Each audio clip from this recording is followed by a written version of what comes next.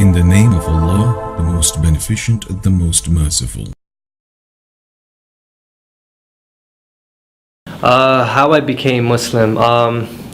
It's going to be about 3 years going on this July, being Muslim.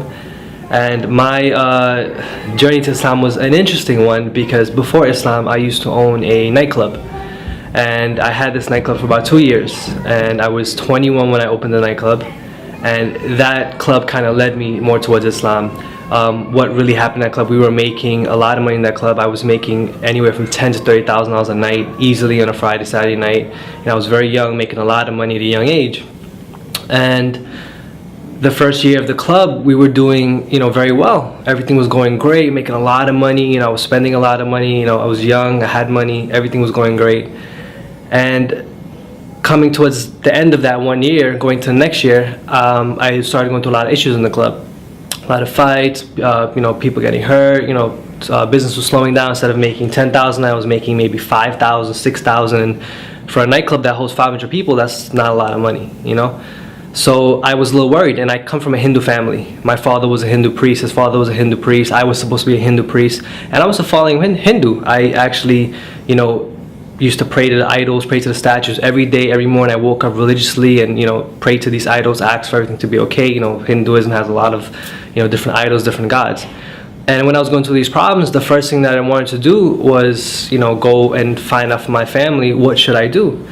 And being a following Hindu family, they advised me to go to the pundit and to do all these different kind of things.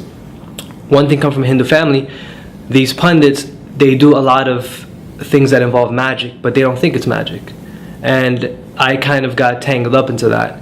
And when we was going through the issues in the nightclub, he advised me to do certain things. I was getting issues with the police officers. He advised me to do things dealing with mind control for these officers. He advised me to do things to bring people in the door. He told me there was like different kinds of the unseen world, the jinns messing with me from competition clubs. They were doing this kind of magic to me and doing these things to bring me down to try to get this location from me. And business was basically falling. And then when I started doing this magic and all these different things that they were doing, and at the time I didn't know what it was. I thought this was just part of the religion. Business got better. It got better, everything started improving, everything started going great. I used to get about 30 summonses a week, and with this magic they all get dismissed, with no problems. Everything was just going great. I did this for a while, and all of a sudden it just stopped working. This was coming close to the end of the 2 years. And it just stopped working, and I didn't know why, and I got upset. It came to the point where it was either I close the nightclub and lose over $800,000, or just fight and go to court and do all these different things, which I did. One weekend I spent over $30,000 in lawyers just trying to fight, keep this place open. And then I just got fed up. I said, if I'm doing everything that my religion is telling me to do, if I'm praying to all these gods and doing all these things, why is this bad stuff happening to me? I said, I'm a good person, I follow all this stuff, and this is the main thing people say, I'm a good person, and I'm following all these things, why are these bad things happening to me? And I got frustrated, and I said, you know what, take the club. And I left it, and I closed it. And it just so happened a week before these stuff was happening, a friend who was very close with me was with me from the day the club opened. He disappeared for a while. And he was actually learning about Islam. And he showed up that week that all these things were happening to me. He said, what's up? What's going on? I said, everything's okay. Everything's, all these bad stuff is happening. He said, well, listen, I'm looking in this thing called Islam. I said, yeah, Islam, those Muslims, those terrorists, you looking into those things? He said, yeah, they're not what you think they are. I said, really? I said, all right, no problem. I kind of brushed them off, and I went about my business. But then when I finally decided to let the club go and just do all these things, I lost over $800,000. I lost a lot of money, and I was 23 at the time. I lost a lot of money at a young age, and that money is what I worked for. My family's not wealthy. Those were loans, those were credit cards, those were hustling, doing all these things just to get that money. And I got fed up. I said, if I'm doing all these things for God, I'm following God, why is these bad stuff happening to me? For a kid to go from making $10,000, $30,000 a night to be negative, it's hard. And I said, I'm following God, I'm doing all these things. Why did God leave me? And I said, I don't believe in God. That's it. So I started asking questions and say, you know what? If there's a God, I got to find out who this God is. Because right now I don't think there is a God, because I'm doing everything and it's not working.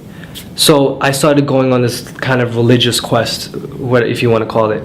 and I started asking a lot of questions. My father had a lot of like Bhagavad Gitas and all these different kinds of books in the house. I started researching them. I looked to Zakir Naik, all these different these da'is and stuff, and I noticed that in Hinduism, even though Hinduism has over 10, 20, 30, whatever gods that they have a god for everything. The scriptures itself, it says God is one, without a shape, without a partner, without anything. These scriptures say this: God has no shape, he has no form, he's a formless supreme being. He has no parents, he has no offsprings. And the Hindu scriptures say that, the Bhagavad Gita, the Upanishads, the Puranas, all scriptures say the exact same thing. But these Hindus, they're following a mythological story. This is what they're doing. And they teach us this, and we grew up with this. This is how I grew up. And I kind of got fed up. I said, okay, if this is not what it is, then what is it? Because I was taught that I'm the greatest of all because I was born a Hindu, and you can't just become a Hindu, you have to be born a Hindu. And I said, okay, if this is not it, let me look Christianity. I said, Christians are cool, they can eat beef, they can eat pork, they can all this stuff's kind of cool. Because I like to eat. So, I thought it was cool. So I looked into it.